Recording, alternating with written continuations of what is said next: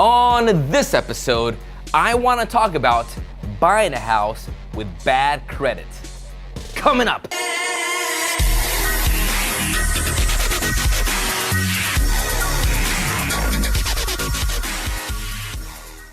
Welcome, I'm your host, Steve Penate, realtor and host of the Steve Talks Real Estate Show, where we bring you value, content, and tips in all things real estate and housing related. So on this episode, we are going to talk about getting a mortgage with a low credit score. Is that even possible? And is it a good idea? Well, let's talk about it a little more. So getting a mortgage with a low credit score.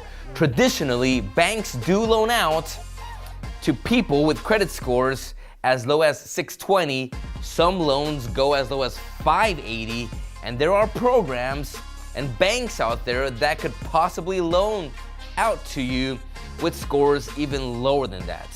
Now, even though those loans are available, is it a good idea to qualify for a mortgage with such a low score?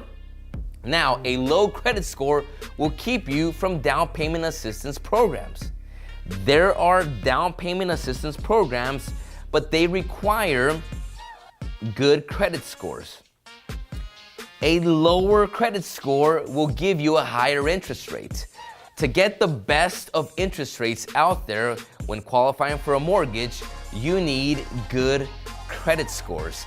A good benchmark is having a credit score higher than a 680, and then you begin to see better interest rates when it comes to the mortgage you are getting.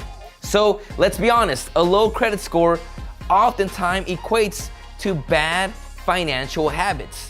It means that someone is behaving bad with their finances. It could be they're making late payments on their car or on their credit cards or on other things.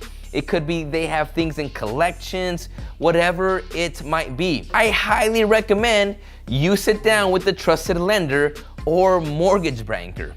Oftentimes, all we need is a slap of reality and have someone shake us up and wake us up to take the steps we have to take towards home ownership.